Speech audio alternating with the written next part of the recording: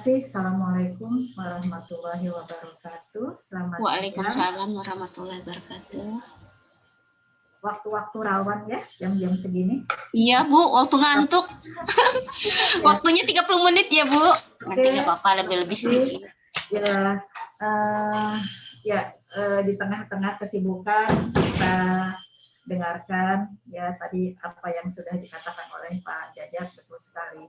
Jadi apalah gunanya pasien itu survive kalau misalnya tidak bisa melakukan aktivitas lanjutannya. Jadi hanya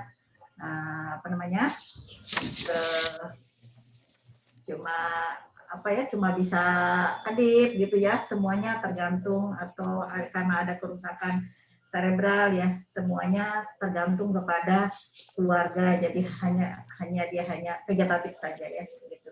Jadi tidak kalah penting perawatan pasca kardiak arrest atau pasca henti jantung ini juga kita akan bahas ya. Nah, jadi ini latar belakangnya adalah bahwa resusitasi jantung paru atau CPR ini ya. Ini adalah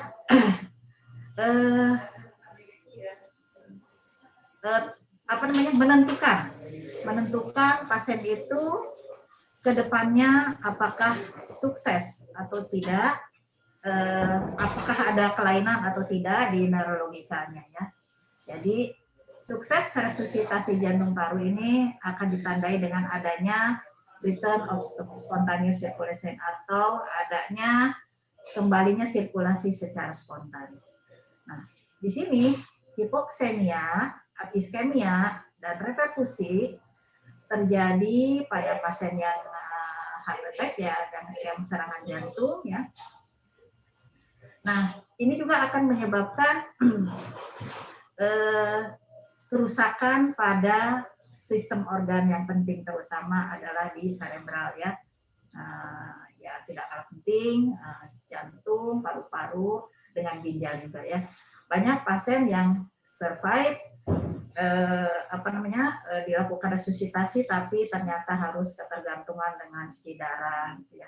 Itu juga kan akhirnya memberatkan.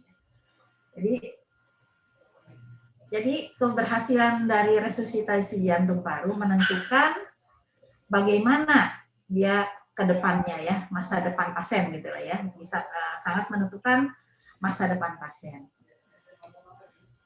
Nah, jadi resusitasi jantung paru ini juga akan berpotensi menurunkan ya mortalitas yang dini, kemudian morbiditas dan mortalitas tentunya ya.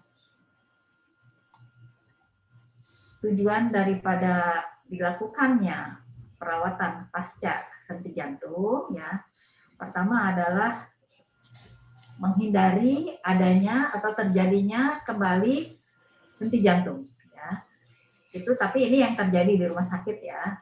Terus kemudian kita memberikan perfusi dan oksigenasi di organ yang optimal, kemudian melanjutkan ya, ABCD ya, airway breathing circulation dan D-nya defibrillation bisa ya, atau disability. Ini adalah pada pasien yang pengkajian primer ya. Kemudian melakukan monitoring dan evaluasi status cerebral pasien, status neurologi pasien, dan melakukan manajemen atau penata laksanaan pada pasien yang terjadi disfungsi organ. Jadi pada saat kita melakukan perawatan pasca resusitasi ini kita tidak kalah penting, kita melihat juga bagaimana jalan napas dan pernapasannya itu sendiri, kemudian bagaimana sirkulasi pasien, hemodinamik pasien, ada tidaknya gangguan atau disability, dan bagaimana prognosa pasien ya pasca dilakukan resusitasi ini tidak kalah penting ya. Terus kemudian kita lihat dari chain of survival ya, yang AHA 2020 ya. Dulunya kan cuma 5 ya, sekarang ini sudah ada 6 ya. ini di change of survival yang kelima, di sini ada dilaksanakan atau di sini ada post cardiac arrest care. Nah, sangat penting agar nanti pasiennya bisa recovery, bisa bermasyarakat kembali ya.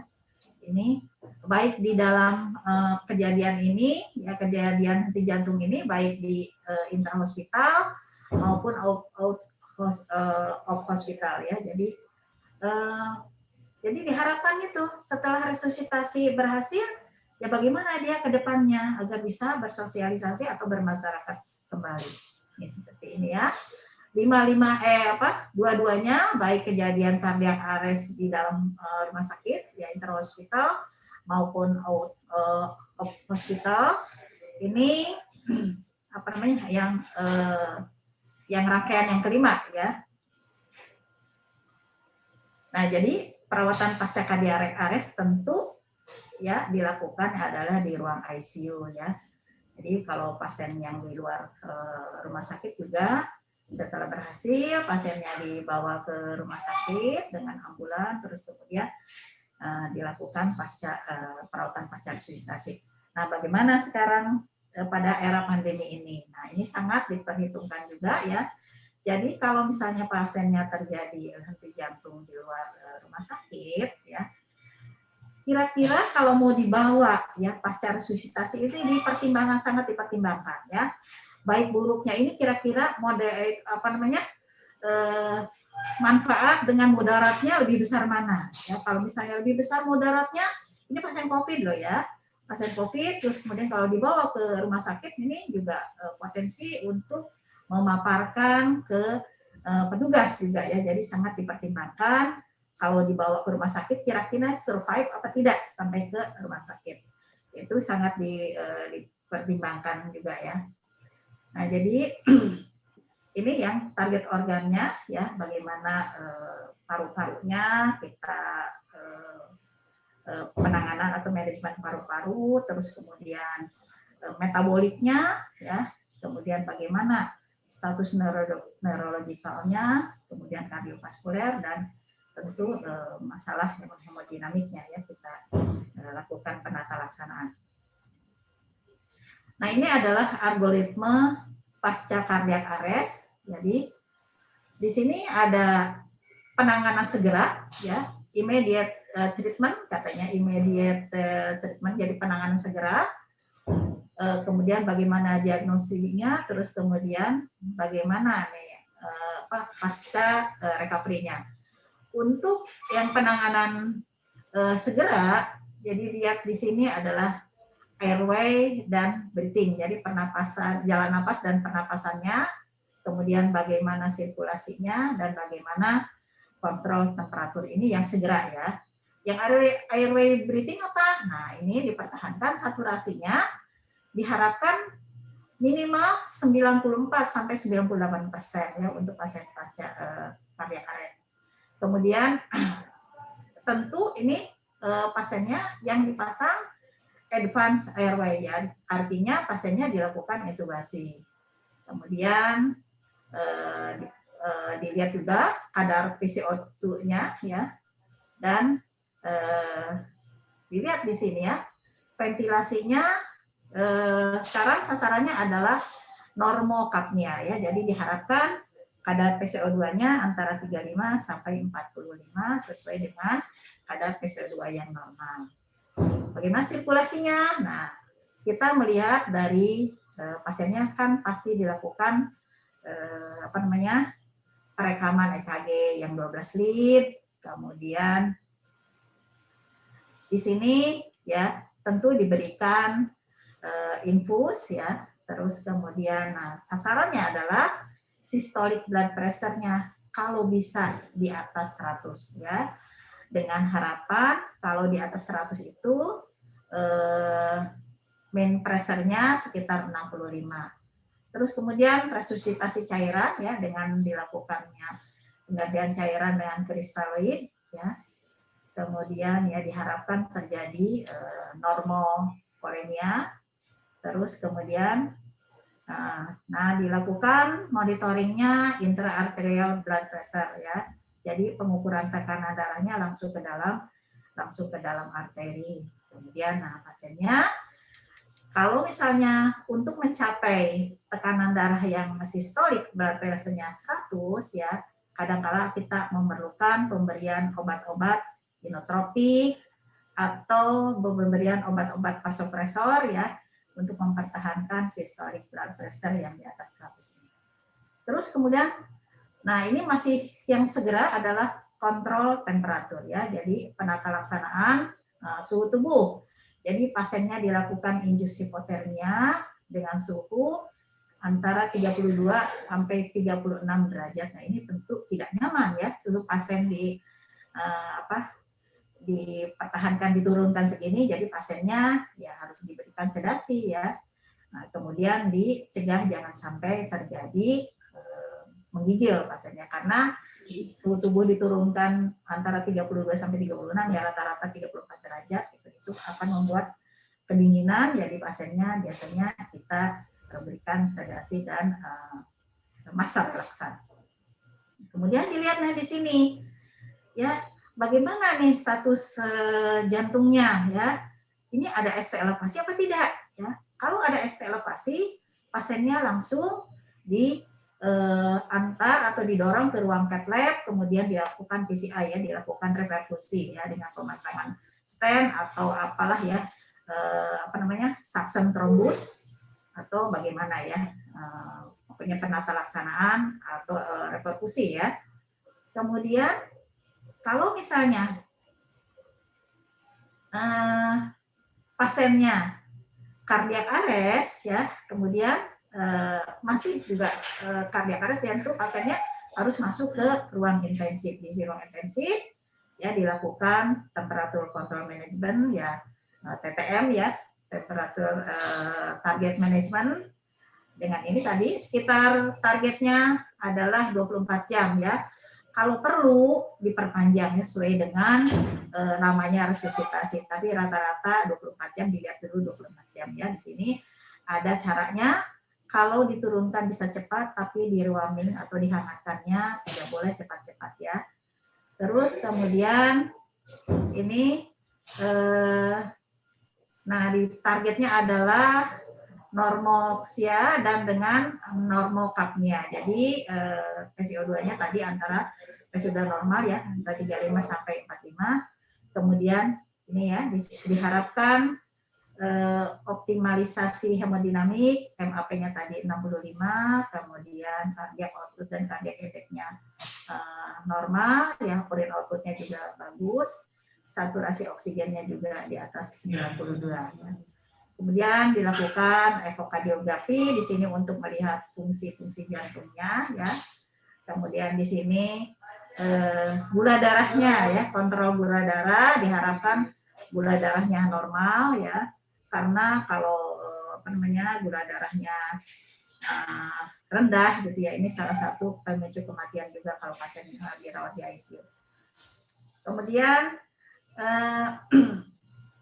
ya dilihat prognosanya, bisa dilihat dalam 24 jam pertama ya. Kadang-kadang kita lanjutkan sampai 72 jam ya. Nah, kalau biasanya kalau sudah 72 jam, 24 jam dulu dilihat. Wah, masih belum kelihatan bagus ya, biasanya diperpanjang. Tapi kalau sudah 72 jam ya, berarti sudah 3 hari pasiennya dilihat tidak ada perbaikan, biasanya tidak prognosanya juga bagus ya. Nah, lihat di sini secondary prevention katanya ya.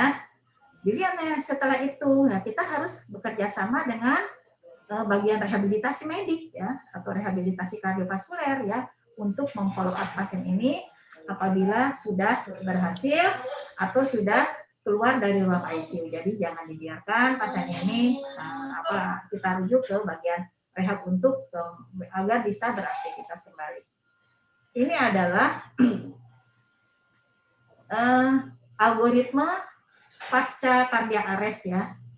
Jadi seperti tadi ya, bahwa di sini manajemen airway, terus kemudian dengan target tadi CO2-nya antara 35 sampai 45. Kemudian di sini ada bagaimana kita melakukan maintenance ya, maintenance hemodinamik dengan target sistoliknya di atas 90, ini sangat sulit ya, dan kemudian atau mean arterial pressure-nya sekitar 65 mm/Hg ya. Nah, pada saat dilakukan EKG ini tidak ada seperti tadi ya, hampir sama ya. Ini pasiennya ada perubahan EKG apa tidak nih ya? Di EKG-nya. Kalau STEMI, kalau ada STEMI berarti ini pasien henti jantungnya yang disebabkan oleh karena adanya sumbatan di pembuluh darah koroner, ya secepatnya dilakukan intervensi di ruang cath lab ya, dipasang stent atau dilakukan thrombosuction ya. Kemudian, nah kalau misalnya apakah ini ada ini juga pasiennya ya, ada cardiogenic shock, dilakukan penata laksanaan cardiogenic shock ya. Nah, seperti itu ya. Terus kemudian, nah di sini bagaimana nih ya kelanjutannya? Kelanjutannya apakah pasiennya bangun apa tidak nih ya? Kalau pasiennya bangun ya, evaluasi, kemudian dilakukan ini kenapa nih ya dicari ya reversible etiologinya, itu etiologi yang menyebabkan pasiennya cardiac arrest. Tapi kalau pasiennya tidak bangun, pasiennya koma ya, tetap juga dilakukan temperatur target management. Nah, terus kemudian kita pakaiannya dilakukan CT scan, brain CT scan ya. Kemudian di EEG-nya dimonitoring. Terus kemudian nih critical manajemennya untuk hal-hal lain ya. Pasiennya kenapa nih ya? Kenapa tidak bangun ya gitu dicari dulu. Tapi kalau pasiennya yang disebabkan apa tadi karena STEMI ya, kemudian pasiennya ya harus dipasang atau dilakukan intervensi kardiologi, intervensi jantung ya.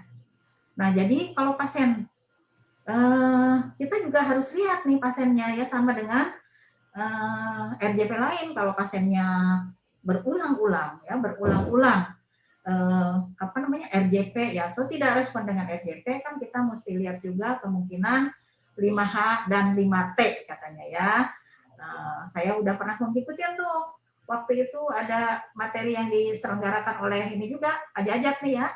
Jadi dilihat apakah pasiennya bagaimana voleminya nih ya, apakah hipovolemi apa tidak nih. Terus kemudian pasiennya hipoksia apa tidak. Terus kemudian asidosis apa tidak nih, hidrogen ionnya kelebihan atau kekurangan. Kemudian apakah terjadi hipokalemia atau hiperkalemia, dan apakah terjadi hipotermia ya.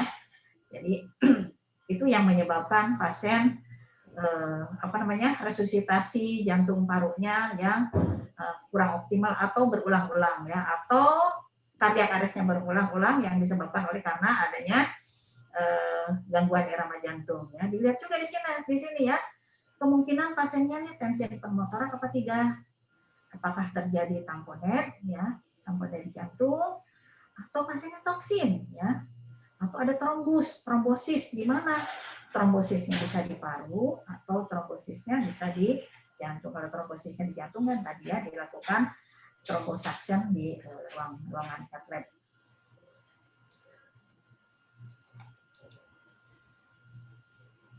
Nah, ini pasca perawatan henti jantung ya, memang ini harus melibatkan pendekatan multidisiplin ya. Jadi melibatkan dokter apa namanya spesialis neurologinya di situ, kemudian dokter apa namanya parunya, kemudian penyakit dalam, kemudian ada dokter jantungnya juga di situ ya.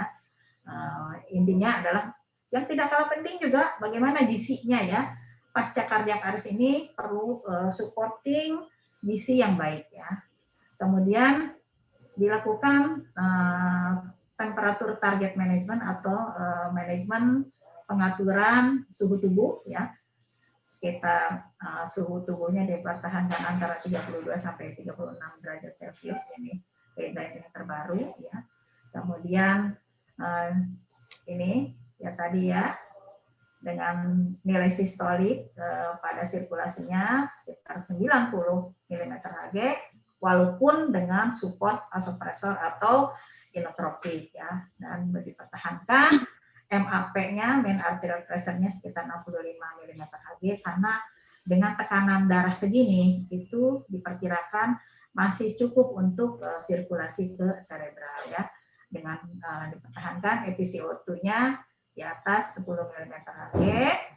Kemudian dilakukan kalau ada masalah di jantung karena adanya trombus atau adanya sumbatan total pasien itu yang menyebabkan dia pasien itu cardiac arrest, ya dilakukan coronary intervention ya, atau PCI, percutaneous coronary intervention, dan dikontrol gula darahnya.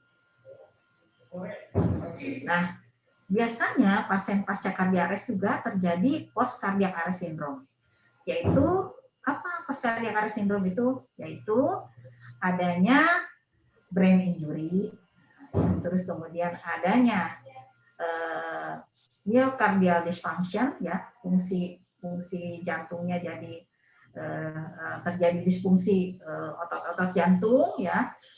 Jadi biasanya ini adanya disfungsi otot jantung dipicu oleh karena adanya masalah jantung biasanya ya. Kemudian iskemia yang sistemik dan persistent precipitating patologi ya. Ini ya, jadi post cardiac arrest injury ini untuk masalah cerebralnya masalahnya sekitar 25% ya pada pasien itu ya, karena adanya mikrosirkulasi failure. Kemudian ini juga bisa terjadi karena gangguan autoregulasi, karena hipotensianya, karena hiperkardia, karena hipoksia, karena pireksia atau hipoglikemia atau hiperglikemia, dan masalah-masalah lainnya.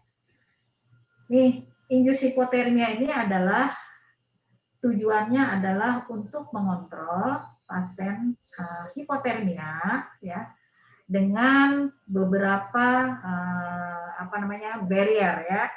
Jadi ini ternyata indus hipotermia ini juga menurunkan metabolisme di cerebral ya. Sudah kita sama-sama ketahui bahwa dengan penurunan suhu tubuh ya, itu akan terjadi penurunan juga metabolisme ya. Seperti kita ketahui kalau kita pasien-pasien yang shock gitu ya, akralnya dingin, kemudian di perifernya dingin, itu tujuannya adalah untuk menurunkan metabolisme, karena dengan suhu yang hangat itu metabolisme akan meningkat ya. Jadi memang itu sudah kompensasi tubuh ya. Kalau tensinya turun, maka akral itu akan dingin, kemudian terjadi vasokonstriksi, itu untuk mengurangi atau menurunkan metabolisme di bagian perifer itu, karena ditujukan untuk organ-organ vital ya. Terus kemudian jadi dikurangi juga reduction reaktif oksigen ya.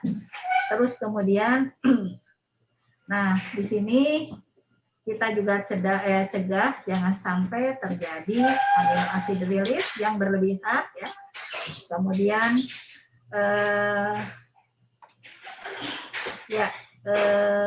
penurunan respon respon tubuh selama reperfusi, dan diinhibisi terjadi apoptosis ya. Apoptosis. Nah, jadi kenapa sih harus diturunkan ya suhu tubuhnya? Jadi hipotermia ini ya, ternyata juga tadi ya menurunkan metabolisme. Kemudian jadi hipotermia ini juga dengan menurunkan metabolisme ini dengan direfleksikannya depresi, aktivitas listrik di brain ya, aktivitas listrik di otak. Terus kemudian nah juga di sini juga akan menurunkan juga produksi karbon dioksida. Terus kemudian ternyata indus hipotermia juga akan menurunkan 5-8% core temperatur ya. induksi hipotermia juga nih akan mengurangi pressure support ya, diharapkan begitu ya, di penelitian begitu. Kemudian akan menurunkan juga laktat level ya, kadar laktat ya. Kemudian nah jadi ini juga akan mempercepat rewarming ya, fase penghangatan pasien. Kemudian nah jadi ini juga akan mencegah hipertermia yang berulang ya, dibangun hipertermia.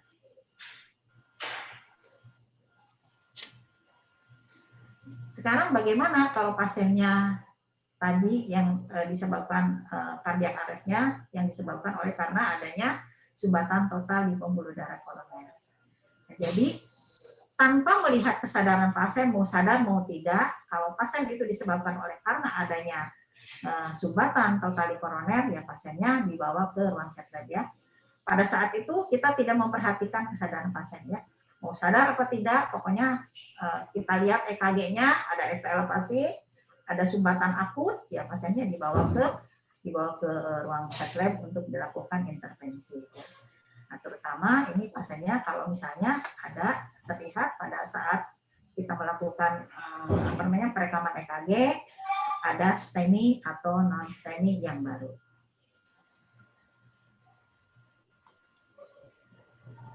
Nah, ini target temperatur management atau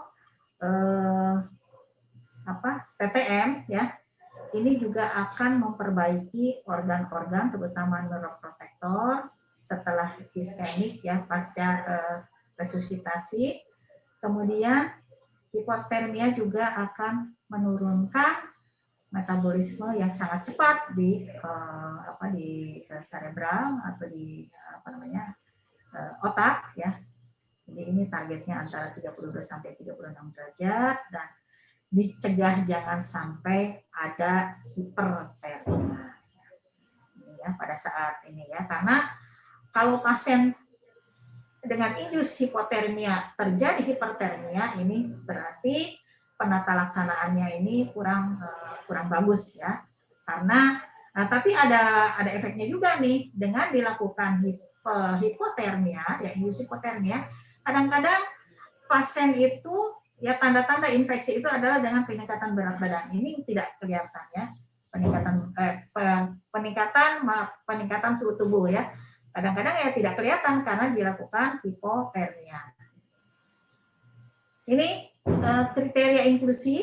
Jadi pasien sampai saat ini di tempat kami baru dilakukan pada dewasa ya. Jadi kriteria inklusinya adalah usia di atas 18 tahun. Kemudian ini yang kardiak arrestnya yang tersaksikan, artinya yang baru ya. Terus kemudian kalau terjadi ROSC, return of spontaneous circulation, dengan sekitar 60 menit ya, bukan yang sudah lama ya, jadi ini yang baru ya. Kemudian pasien harus diintubasi karena kita akan turunkan suhu tubuhnya, itu sangat tidak nyaman ya. Dengan pengaturan suhu tubuh diturunkan 32 derajat ya, pasiennya akan menggigil ya. Kemudian nah itu ya. Jadi temperaturnya maaf ini sekitar 34 ya. Ini salah tulis. Nah, kalau kriteria eksklusinya pada pasien ini kita tidak dilakukan ya. Pasien sudah terjadi koma ya sebelum kardiak arrest, ya nggak dilakukan lah. Berarti sudah ada masalah di cerebral ya. Kita harapkan tidak terjadi masalah di cerebral karena ini kan sudah terjadi masalah di cerebral sebelumnya ya, kita tidak lakukan. Nah, atau ada perdarahan di GI tract yang tidak terkontrol karena hipotermia juga akan memicu koagulopati ya. Atau pada pasien kondisi terminal ya, sudah terpasang gelang DNA ya, tidak dilakukan resusitasi. Kemudian nah jadi kalau pasiennya status neurologikalnya juga bagus, pasiennya bangun bagus gitu ya, kita juga tidak melakukan ya, tidak targetnya ya. Nah, kemudian temperaturnya pada pasien yang hipotermia yang sudah punya suhu tubuhnya yang kurang dari 30 derajat pasca kardiak arrest juga ini juga tidak kita lakukan ya. Kriteria termasuk eksklusi. Nah, ini kontraindikasi dilakukan terapi hipotermia adalah pasien yang sistemik infeksi, ya, infeksinya sudah sistemik, ya. Kemudian ada gangguan koagulopati, ya, ada gangguan perdarahan, kemudian gangguan perfusi juga, atau pasien pada trauma atau severe bleeding, ya, bleeding yang masif, ya. Ini kita tidak lakukan. Cara-cara melakukan induksi hipotermia macam-macam, ada yang invasif, ada yang non-invasif, ya. Ini bisa dengan ice pack, ya, ini yang non-invasif, ya, atau pakai handuk yang basah, yang didinginkan, kemudian bisa juga pakai cooling blanket, ya. Jadi ibu dan bapak kalau di tempatnya tidak punya blanket roll atau cooling blanket, ya, itu juga bisa. Caranya suhu ruangannya diturunkan, kalau bisa pasiennya di kamar sendiri, ya, untuk menurunkan suhu ruangan, ya, suhu kamar, suhu ruangan, suhu kamarnya diturunkan, kemudian dikompres, nanti ada ininya, ya, dikompres dingin, ada di groin, kemudian di pusat-pusat pengatur panas, ya, nanti ada berikutnya, ya. Nah, di sini, ya, di aksila, di ketiak, ya, di di groin, di sini, ya, di genital, kemudian di leher dan kepala. Nah, bisa juga diberikan water atau circulating, ya. Ini mungkin harus punya alat tertentu, ya. Nah, tapi alat yang sekarang bisa buat 2 pasien ini. Satu alat bisa buat 2 pasien, ya. Jadi sama-sama dipakai connecting, ya. Bisa ada transnasal evaporating, ya, tapi di tempat kami juga belum pernah dilakukan, atau intravascular exchange, dan bisa juga dengan ECMO tadi, ya. Ternyata induksi hipotermia bisa digunakan juga menggunakan ECMO, ya. Karena apa? ECMO itu kan sirkulasi, ya, darahnya disirkulasi di luar. Nah, metodenya tadi bisa invasif dan non-invasif. Kalau yang invasif bisa menggunakan vena juguler, bisa lewat vena subclavia atau vena femoralis. Ya, yang non-invasif ya di surface cooling, jadi didinginkan di seluruh permukaan yang di bagian bawah biasanya. Atau bisa kombinasi keduanya, ya. Jadi melakukan invasif dan non-invasif. Nah, ini yang surface cooling, ya, menggunakan blanket roll atau matras, terus bisa juga pasiennya diberikan ice bag, ya, di kompres dingin, ya. Terus kemudian, nah, jadi ini udah kami hindari nih, ya, penggunaan infus intravena yang menggunakan cairan yang dingin, ya, sekitar 4 derajat, karena ini ya sudah tidak direkomendasikan lagi, ya. Itu yang zaman dulu waktu itu pertama-tama. Ini alatnya, ya, alat blanket cooling atau surface cooling, ya. Jadi di sini ini alat pengaturnya, ini mesinnya. Ini walaupun cuma menurunkan suhu tubuh, cuma menurunkan ini kayak kulkas gini, ya. Tapi ini harganya di atas 100 juta nih, ya. Jadi di sini, ya, selimut ini nanti dimasukkan alatnya ke sini, kemudian di sini diukur, ya, suhunya. Nah, alat ini bisa buat 2 pasien juga, ya. Jadi bisa konektif ke pasien yang lain juga, ya. Sama-sama diturunkan suhu tubuhnya. Tapi jangan, ini kan sebetulnya bisa untuk menaikkan dan menurunkan suhu tubuh pasien. Tapi jangan sampai yang satu dinaikkan, yang satu diturunkan. Nah, boleh, ya. Jadi alat ini hanya bisa untuk kalau menurunkan, yang menurunkan. Kalau memanaskan, dia memanaskan. Gitu, ya. Nah, ini yang dengan menggunakan ice pack, ya, di sekitar kepala, kemudian di leher, kemudian di aksila, atau di, ya. Intinya Ibu dan Bapak, kalau misalnya ini, ya, kalau tidak punya alat ya kita bisa berusaha dengan cara yang lain ya. Yang penting adalah dilakukan ya, terutama ini ya pusat-pusat pengatur panasnya diturunkan panasnya ya. Tapi ini memang tidak nyaman ya pasiennya diturunkan suhu tubuhnya. Pasiennya bisa menggigil, tapi tadi kan untuk pasien-pasien yang terintubasi ya.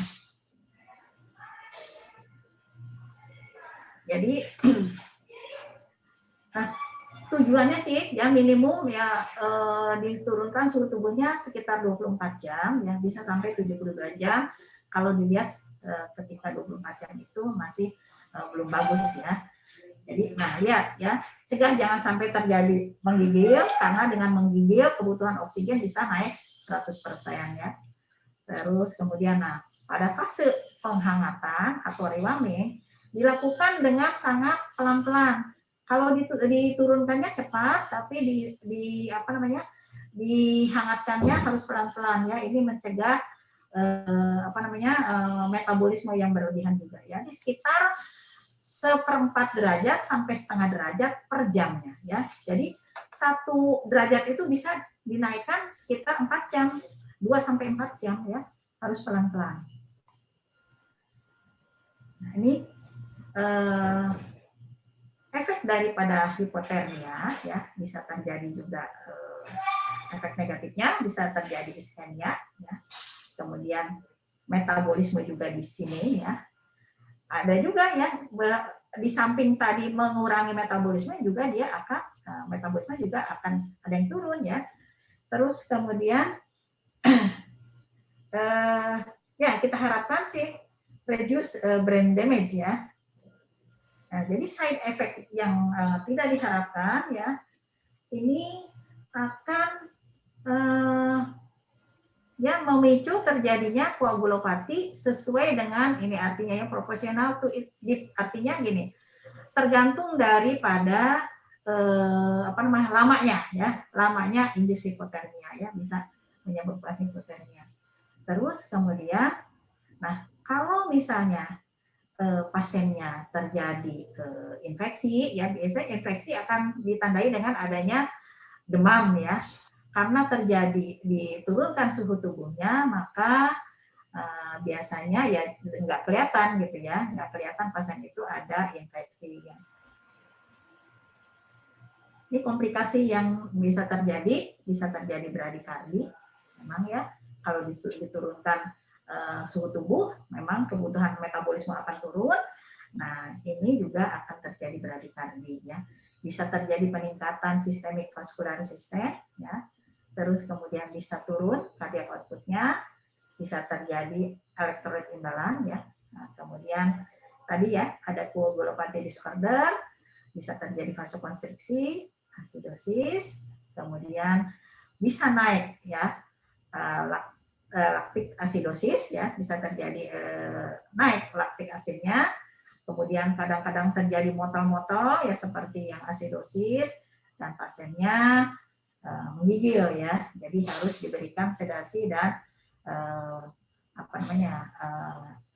sedasi dan paralisis ya, paralisis untuk melemahkan otot-otot sedasi dan ya, masa relaksan ya.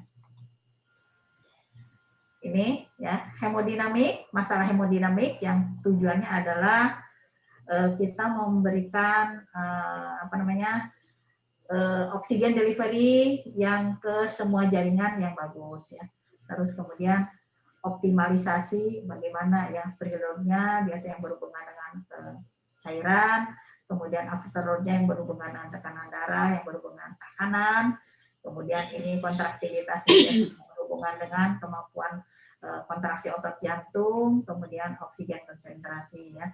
Ini tadi ya dengan targetnya systolic blood pressure di atas 90 dengan mean pressure 65 ya.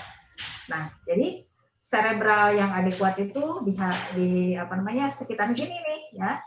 Sekitar 90 sampai 100 mm Hg MAP-nya. Tapi untuk resusitasi ini mencapai 65 mm Hg juga udah satu hal yang luar biasa. ini ya, pada target respiratori ya PTCO2-nya antara 35 sampai 40 mm Hg dengan CO2 tadi 40 sampai 45 mm Hg. Kemudian ya, jadi cegah terjadinya hiperkarbia, yaitu tanda-tandanya adalah dengan peningkatan ICP ya, itu biasanya terjadi hiperkarbia. Kemudian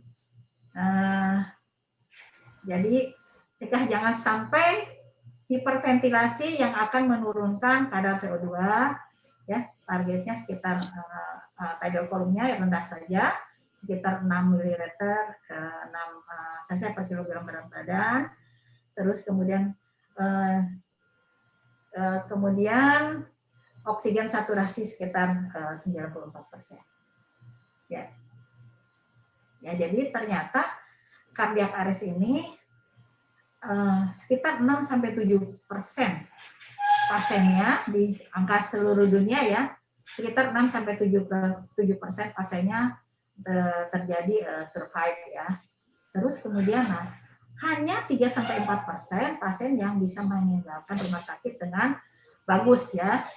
Terus kemudian jadi ini ya early defibrillation atau kompresian itu akan sangat menentukan keberhasilan dari resusitasi ya. Nah, jadi resusitasi yang baik dengan adanya ROSC dan berkurangnya morbidity.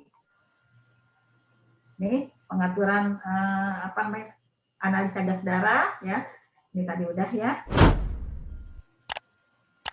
Nah, jadi cegah jangan sampai terjadi hipertermia ya. Suhu usahakan tidak lebih dari 37,7 derajat Celcius. Kemudian kontrol gula darah. Kemudian jangan sampai terjadi cedera ya. Kemudian pasang nasogastric tube ya, untuk terutama untuk pasien untuk dekompresi ya. Tapi kalau pasiennya diinduksi hipotermia pasti makanannya diberikan melalui NGT ya. Urin diharapkan sekitar setengah sampai 1 cc per kilogram berat badan.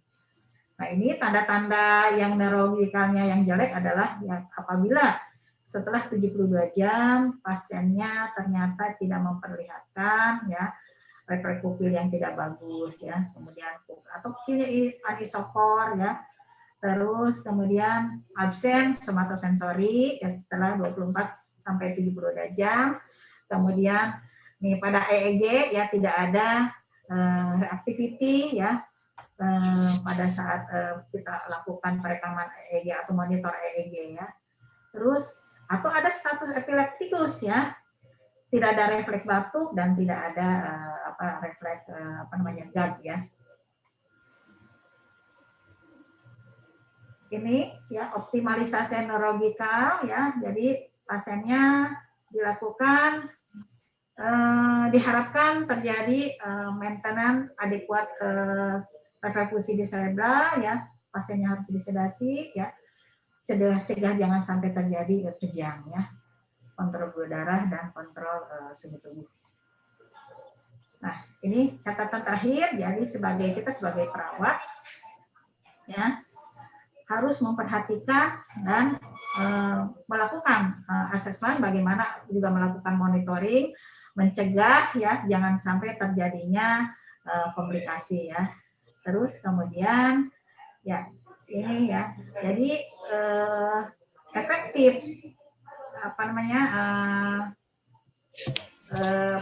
TTM ini atau induksi hipotermia ini ya untuk pasiennya adalah pasiennya bisa survive dengan status neurologikal yang bagus ya. Kemudian pasiennya dan keluarga ini akan menentukan ya pasien, apabila pasien ini sudah sukses ya dilakukan post cardiac arrest, yaitu akan menentukan juga kualitas daripada perawatan yang kita berikan. Itu, nah ini ya sebagai ringkasan, jadi terapi hipotermia akan menyebabkan peningkatan survival dan neurological outcome ya pada pasien kardiak post cardiac arrest. Terus kemudian metode untuk pemberian induksi hipotermia bisa invasif dan non invasif. Kemudian close monitoring sangat diperlukan ya terutama untuk kontrol temperatur, dan side effect daripada hipotermia ini banyak ya, bukan hanya efek baiknya tetapi juga efek jeleknya juga ada. Itu Bu yang bisa saya berikan.